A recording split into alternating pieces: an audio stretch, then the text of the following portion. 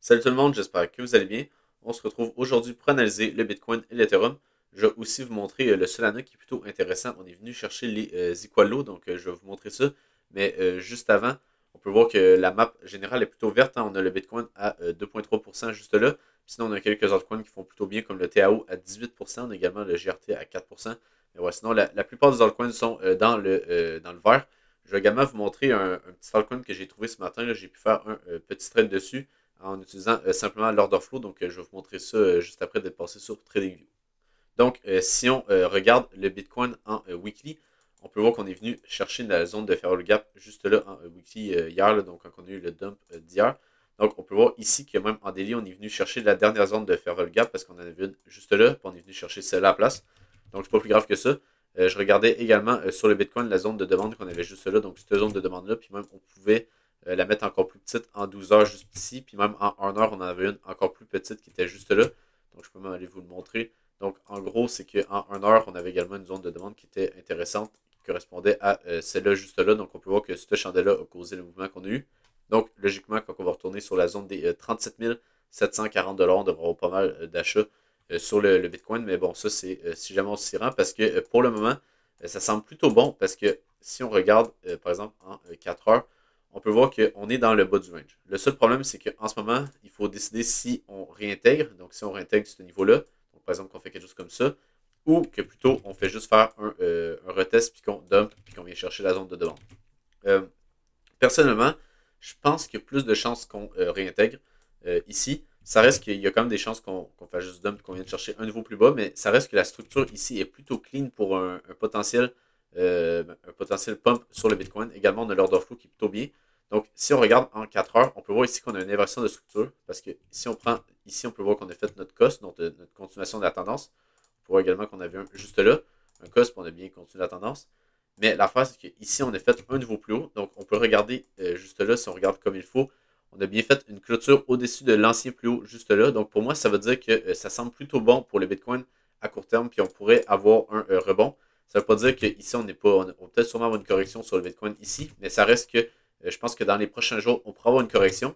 On a également quelque chose d'intéressant, c'est qu'on a le Monday High qui se situe juste là. Donc, ça pourrait être une zone qui pourrait être pertinente pour tenter de targeter pour tenter de targeter pour un long. Donc, si on regarde en plus petit time frame, donc on peut voir que le Monday High se situe juste là, dans ce niveau-là. Donc, ça pourrait être notre target principal sur le Bitcoin. Moi, je pense que je vais vraiment targeter là. Puis en plus, on peut voir ici qu'on a une zone de supply intéressante à regarder également. Donc, ce niveau-là va être assez intéressant sur le Bitcoin si jamais on s'y rend. Mais c'est ça, c'est que si on regarde en plus petit time frame, qu'est-ce qu'on a ici? Moi, je vois clairement une inversion de structure juste là. Donc, qu'est-ce que je vais attendre? Parce qu'on voit ici notre boss qui s'est matérialisé juste là. Donc, qu'est-ce que moi je vais attendre? C'est un retour sur la zone de faire le gap juste ici pour rentrer en longue. Donc, qu'est-ce que je vais faire? C'est que je vais mettre un ordre d'achat ici avec un stop loss en dessous de ces plus bas-là ou même, je pense qu'on pourrait un petit peu le réduire. Donc, je pense que ici, ça aurait du sens de mettre son stop loss par exemple là.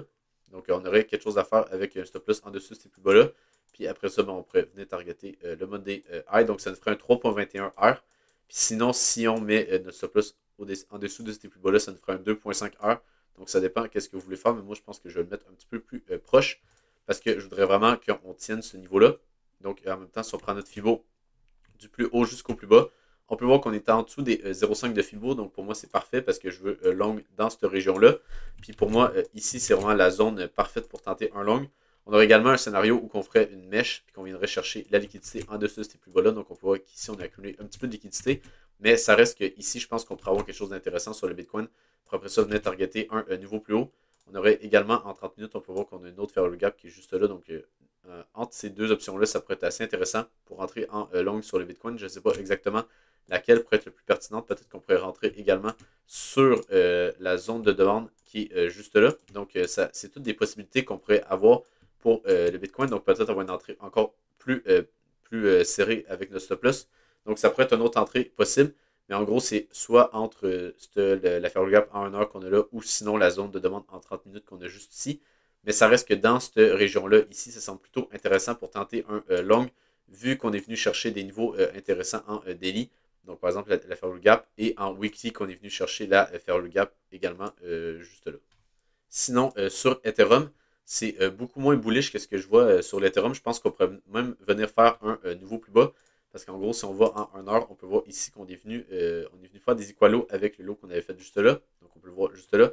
Et après ça, qu'est-ce qu'on est venu faire? On est juste venu chercher la liquidité ici. Puis si on va en 4 heures, on n'a pas de changement de structure, on n'a absolument rien. Donc ça veut dire que pour moi ici, l'Ethereum est toujours bearish. Puis on peut voir ici qu'on commence à accumuler quand même pas mal de positions, pas des positions, mais des liquidités en dessous de ces plus bas-là. Donc ici, on pourrait très bien venir les chercher assez rapidement sur l'Ethereum, puis venir faire par exemple peut-être un double bottom pour après ça repartir. On a également la zone de demande qui est juste là, qui correspond au bas du range. Donc on voit ici que c'est une zone de résistance, puis après ça une zone de support. Donc je vais regarder attentivement la zone qui est juste là, qui correspond aux 2135 $. Mais sinon sur Ethereum, ça semble vraiment pas tant bullish que ça. Je pense qu'on pourrait bien venir chercher un niveau plus bas ici.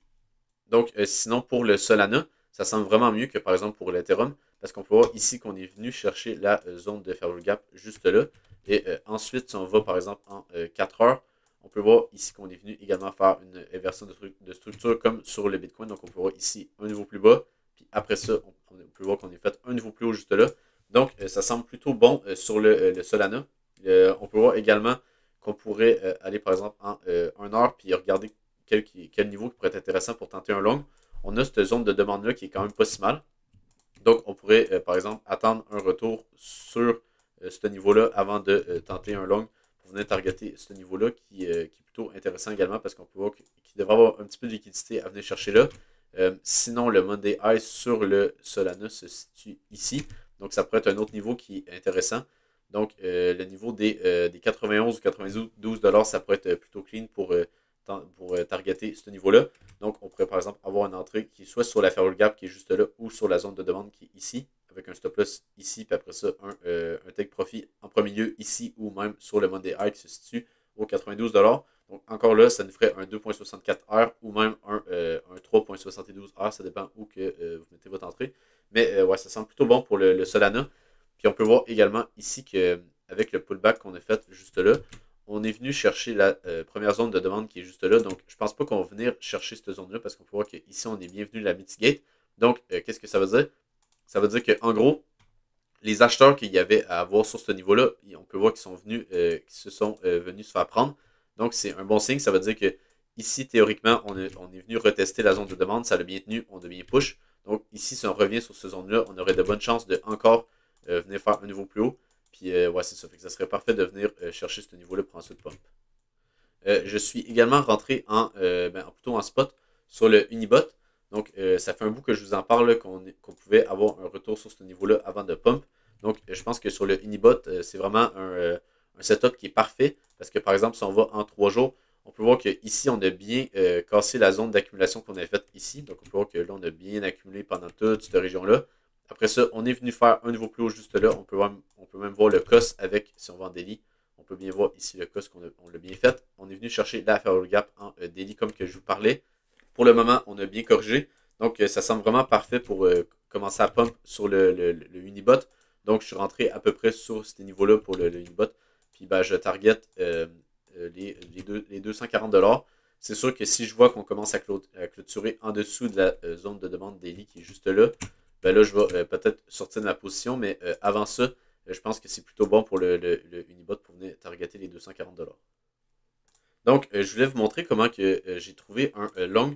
Donc, en gros, comment j'ai pu voir qu'on allait bien pump sur le LSK ce matin. Donc, on peut voir ici qu'on a fait un pump de 15 ou 16%. Donc, c'est assez bon.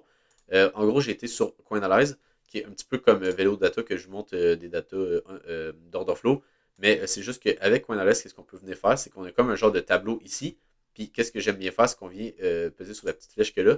Puis ça nous montre en gros les altcoins que leur open interest ont le plus augmenté. Donc on peut voir que le LSK était à plus 813%. Donc après ça, j'ai été ici. Puis après ça, qu'est-ce que j'ai fait? C'est que j'ai simplement regardé le graphique. Puis on peut voir que qu'est-ce qui était intéressant quand que moi on était sur ce niveau-là. Donc on peut voir que le prix montait. On avait le spot qui suivait bien. Et en plus, qu'est-ce qui est intéressant, c'est qu'ici, on ne peut pas bien le voir, mais en gros, on avait les fundings également qui descendaient tranquillement pas vite avec le prix qui montait. Donc, ça veut dire que pendant toute la hausse qu'on avait ici, on avait principalement des shorts. Donc, il y avait des gens qui rentraient en short juste là. Donc, pour moi, c'était parfait pour tenter un long. Donc, je me suis fait stop loss à break-even, je pense que sur cette mèche-là. Donc, j'étais rentré ici, puis ben, je targetais plus haut. Puis en gros, j'avais monté mon stop à break-even quand on est venu breakout. Fait que après ça, je me suis fait stop loss break-even. Puis après ça, quand j'ai vu qu'on a fait l'autre mèche ici, puis que ça regardait plutôt bien parce que la clôture en 5 minutes était plutôt bullish, ben je suis re-rentré en long ici avec un stop loss en dessous de ces plus bas-là.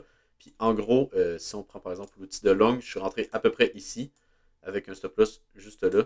Puis j'ai venu targeter, j'avais pas vraiment de target précise. Au début, je targetais les 1,5$ vu que c'est un chiffre rond, puis on avait également une petite poche de liquidité à venir chercher. Mais finalement, j'ai clôturé quand j'ai vu que ça devenait vraiment vertical. Donc, j'ai clôturé pour à peu près un 3 heures. Donc, ça, c'est le genre de setup qui est vraiment le fun à voir. Quand on voit qu'on a vraiment les fundings qui commencent à être vraiment négatifs, ça veut dire qu'on a énormément de personnes qui shortent. Puis, ben, c'est ça qu'on a eu. C'est direct ce qu'on a eu. Puis, on peut voir qu'également, là, on a peut-être un autre setup qui pourrait être intéressant parce qu'on peut voir qu'on a les fundings qui sont en négatif à moins 1,5. Donc, c'est assez rare. Puis on peut voir que le cours ici stabilise sur ces niveaux-là. On peut également voir qu'on est sur la zone de demande en 5 minutes juste là. Donc c'est sûr que d'ici que je sorte la vidéo, ça va avoir changé.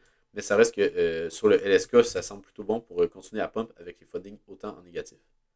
Sinon, également, qu'est-ce qui me fait penser qu'on va pump sur le Bitcoin donc dans les prochains jours, c'est qu'on peut regarder l'order flow qui est plutôt bullish. On peut voir les spreads qui sont en négatif. On peut voir que les fundings ils sont dans le neutre, mais qu'on peut voir qu'ils descendent tranquillement. Donc, ça veut dire qu'on a quand même des shorts. On peut voir également que ce matin, quand l'open interest augmentait, on peut voir que les fundings descendaient. Donc, si on va par exemple en 15 minutes, on peut voir ce matin que quand ici ça augmentait, on pouvait voir que les fundings descendaient. Donc, ça veut dire qu'on avait principalement des shorts sur les highs qu'on a fait ici. Donc, c'est pour ça que je suis plutôt bullish en ce moment sur le Bitcoin. Donc, je pense que vraiment ici, on a quelque chose à faire pour, par exemple, venir faire un petit dernier dump ici.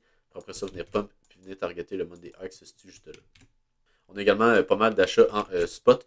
Donc, ça semble plutôt bon pour le Bitcoin. On peut voir ici que le total achète quand même bien. Sinon, sur l'Ethereum également, l'order flow est bon. Le seul problème, c'est qu'on n'a pas d'achat en spot. On peut voir que comparativement au Bitcoin, donc on peut aller voir le Bitcoin, on a beaucoup plus d'achats en spot que sur l'Ethereum.